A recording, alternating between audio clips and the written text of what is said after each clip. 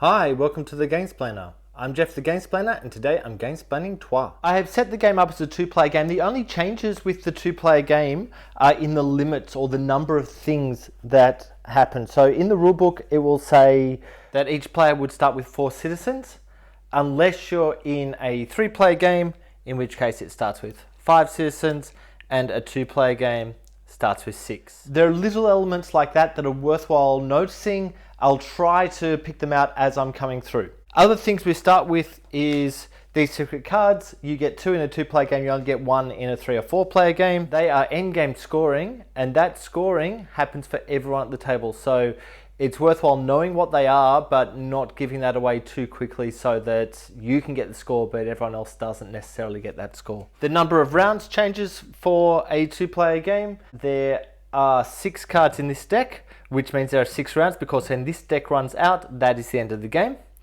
So there should be 6 cards in that deck. For a 3-player game is 5, for a 2-player game is 4. These decks do not change. The very first thing that will happen, and this is a precursor to the game, it's not the game itself, but it's kind of important what happens right here.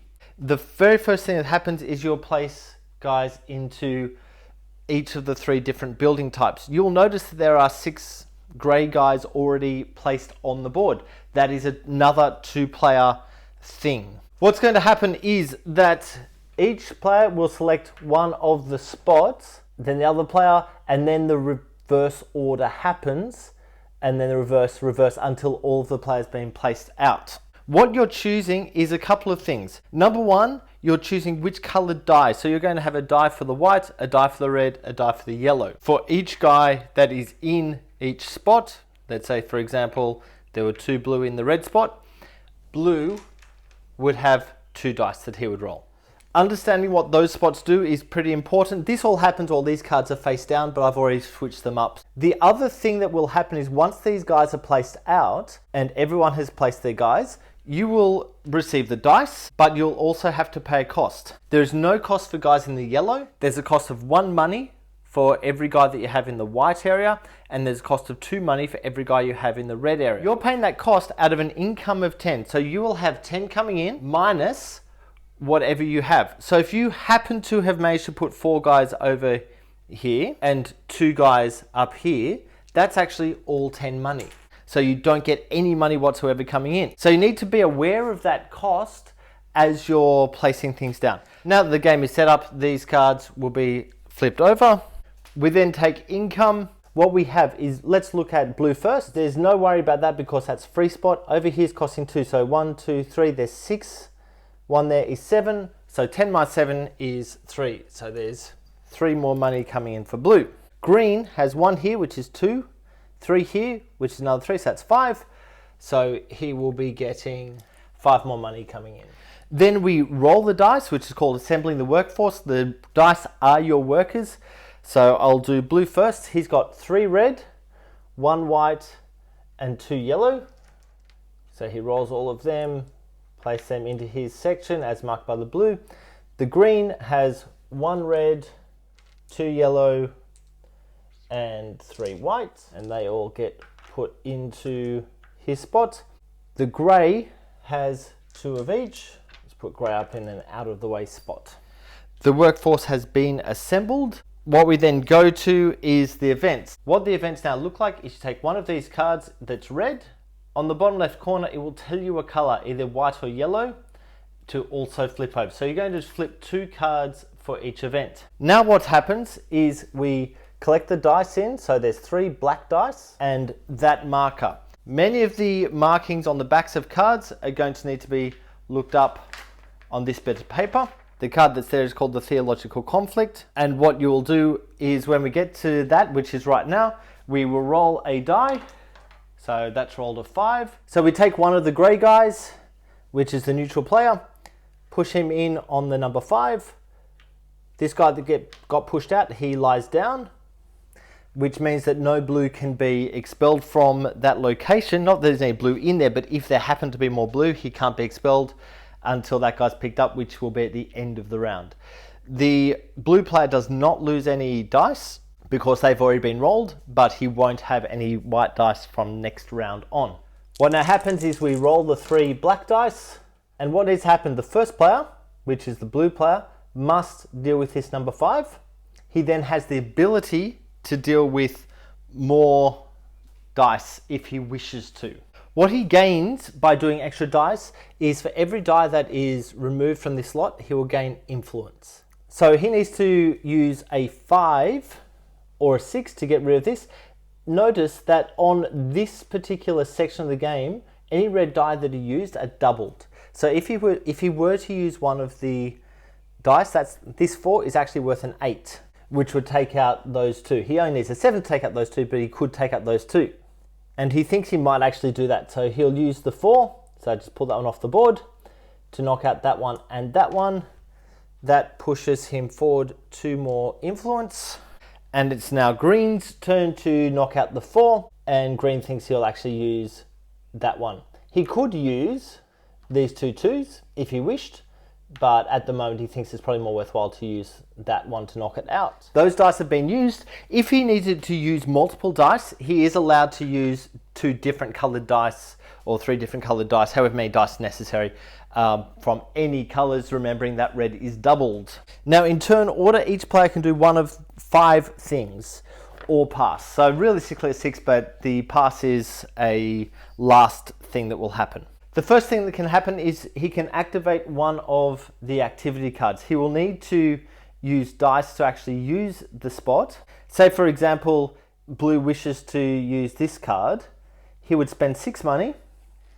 He would release one of his guys onto that spot, which will give him 2 points at the end of the game. Now his choice is he can take the guy from here.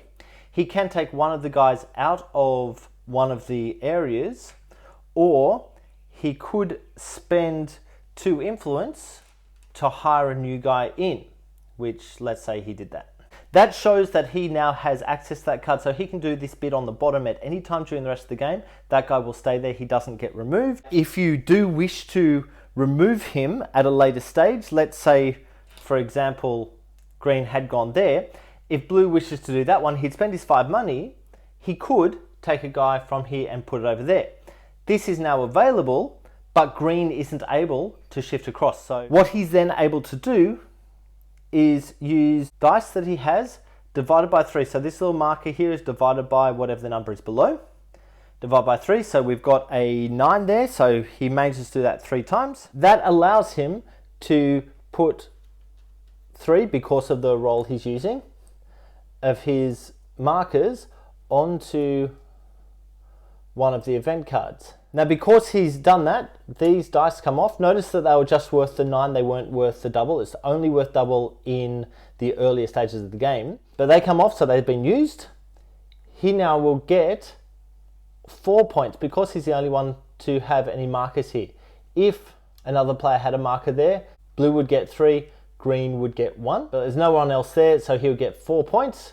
Those markers would come off, that comes off, and would be an addition for him. These are points, they go face down, so they're all added up at the end. There's a little bit of surprise play at the end of that, and then go on to the other turn. The other type of card is cards with this little hourglass marker on it. That means that if he does use that, so for example, he pays his 6 money, he moves a guy up onto the spot to show that he's got that. He could then spend any white dice that he's got divided by 4, so let's say he uses that, which gives him 1. He can put one of his markers on there for use at a later stage during the game. What that allows him to do on a future turn, if he wishes to use yellow dice, he can take 1 die from each of the other players' districts for free to then be used straight away. Now, I just took some dice from other people's districts. It's kind of a really important thing to realize that in this game, you're not just stuck with what you've rolled. You can purchase or hire other dice if you wish. There is a cost to do that. If you are to hire just one other guy, you would pay 2 money for that guy. So if I wish to hire this one, it would cost him 2 money. Now, because that's come from the green, it would be 2 money to green. If I were to hire from the grey spot, the unowned spot, that 2 money would go into the bank. If I were to hire 1 yellow die, but if I want to use that yellow die with one other die, that guy would actually cost me 4 money. If I were to hire 2 guys, each of those dice would cost me 4 money. If I was to hire those 2 guys to be in a packet with one of my guys, so 3 guys going out, each die that I've hired would cost 6 money. So that card, having a little cube there, allows me to hire some guys for free. I then turn that cube back in and I need to then use those dice. If I don't have enough money to be able to do the thing with the yellow dice, I could spend those dice, which I believe is a 5, 5 and a 2. That may have changed. If it has, I do apologize. So there's 12 there.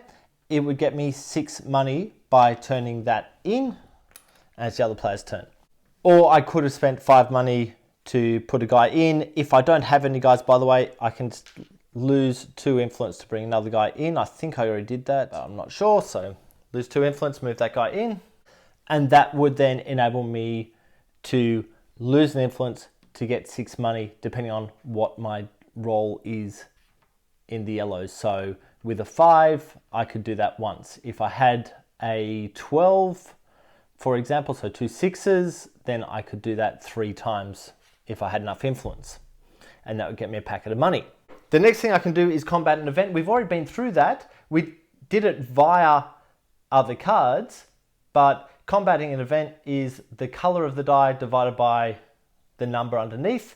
Will tell you how many times you combat it, and you put your cubes up when it's full. The person who has the most will get 4 points, or whatever the most points is. The person who has the second most will get the second most points. The person with the most would then take that card as their victory token. The reason to take that card as a victory token is that some of these cards will gain you extra points at the end of the game if you have many of them. The other thing you can do is construct the cathedral. This is a thing that will only use 1 die. So let's say he takes that die, spends the 2 money to get that, and he will place one of his markers straight on the bottom. So the 6. Once this is filled up, then no one can use a 6 anymore. What he gets for that is 1 point, which is these guys, and he also gets 2 up on that top track. The -2s next to it tell you what your negative points are for not having a cube in each of the lines at the end of the game. So you really want to make sure there's at least 1 up there on each line before the game finishes. Another thing you could do is place workers or meeples onto one of the 3 spots. So he's got a 5 left. He could take one of his meeples or hire a new one. So it costs him 2, hire a new one, and push in on the 5. It's probably not worthwhile doing that because he's pushed himself out, but he's only got that 5. He could pay to get a 2 from the bank or the other player, but that would be on the same line as well. If he happened to have a 4, he could do it down there, which would push that guy out. You can only have one of each color guy on the lying down position, which means that if that happens to be the case, no one could push in on this spot because there's already a blue guy lying down. And the last thing that he can do is pass. What's going to happen when he passes, so he's probably used that one. What's going to happen when he passes is instead of taking a turn, he'll take 2 money and put that onto his field. The other player will keep going, or the other players will keep going until they also pass. Every time it gets to this player's turn, he'll put 1 more money onto his spot, and he'll continue to do that until every player has some money on their spot. So the last player to place his dice, if the other player now wishes to pass, he would then go and add the 2. Of course, he has passed, there's still dice there. This player doesn't get to anything, the game stops immediately. If the other player hasn't passed but has used all those dice, that's the end of that round as well. At that point, all players who have money on their spot would take that money in, and we go back to resetting everything up. I think that I've been through everything that goes into this game. There's a lot to think about, there's a lot to do, but it makes sense when you're playing it. So please go ahead and watch my other video to get a feel for how the game actually plays. If you have any comments or suggestions, please write them below. If you have any games that you wish to be Gamesplained, please shoot me an email at thegamesplainer@gmail.com. Follow me on Instagram and Twitter at thegamesplainer to keep up to date with the games I'm playing. Subscribe to my videos to keep up to date with the games I'm gamesplaining. And until next time, enjoy gaming.